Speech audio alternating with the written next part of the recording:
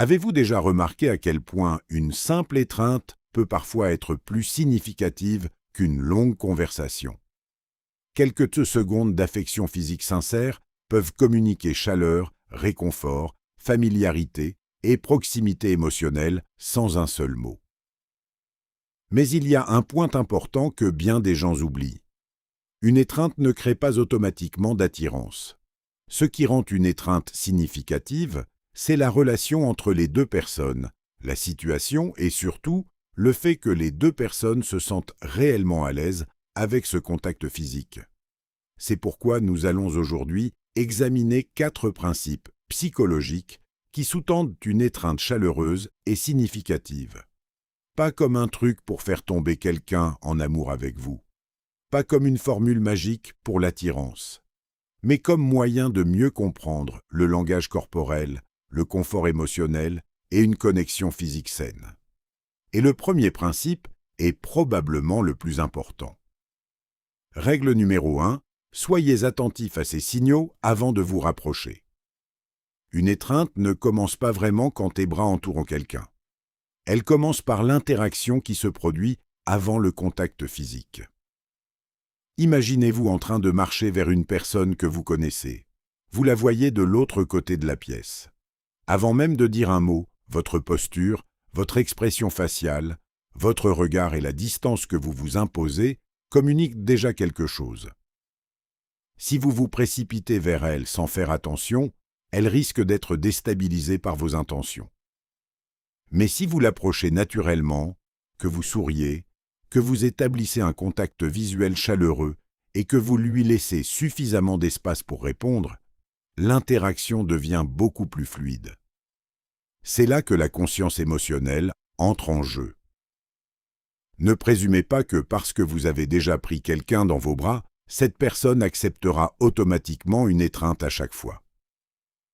L'humeur des gens change, les situations changent, les relations évoluent. Parfois, quelqu'un a envie d'un câlin, parfois, il veut juste dire bonjour, et parfois, il traverse une période difficile et préfère préserver son intimité.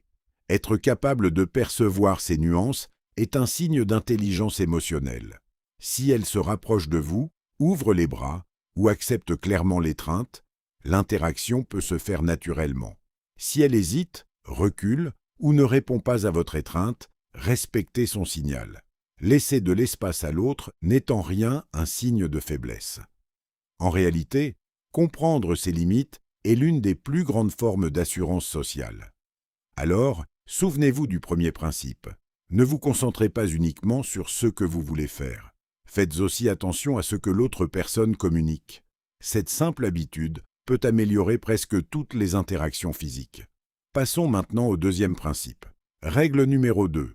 Le confort du contact prime sur l'intensité.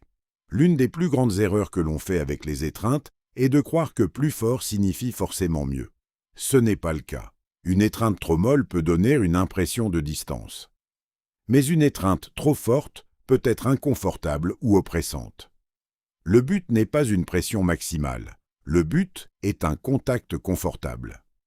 Pensez à la différence entre tenir quelqu'un fermement et le serrer trop fort.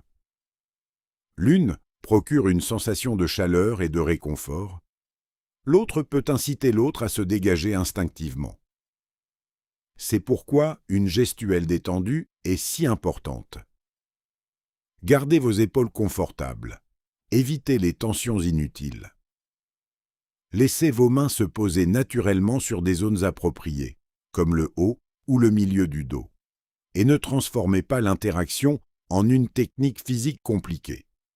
Inutile de calculer précisément où chaque doigt doit se placer. Il suffit d'être attentif. Une étreinte naturelle communique bien plus efficacement qu'une étreinte forcée.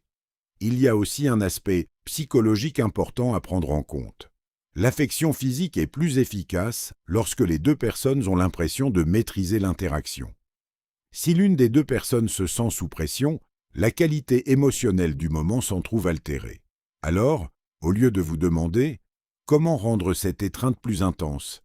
demandez-vous « On est tous les deux à l'aise ?» Voici une question beaucoup plus saine. Et elle nous amène directement au troisième principe. Règle numéro 3. Soyez présent au lieu de précipiter l'instant. Pensez au nombre d'accolades qu'on échange au quotidien. Quelqu'un arrive. Vous vous embrassez. Vous vous séparez aussitôt. Puis tu parles d'autre chose. Il n'y a rien de mal à saluer rapidement. Mais lorsque la relation et la situation appellent un moment plus chaleureux, être un peu plus présent peut rendre l'échange plus authentique. Ça ne veut pas dire serrer quelqu'un dans ses bras inutilement longtemps. Cela signifie ne pas considérer l'instant comme quelque chose que vous devez expédier au plus vite. Détendez-vous. Respirez normalement. Permettez-vous d'être pleinement présent.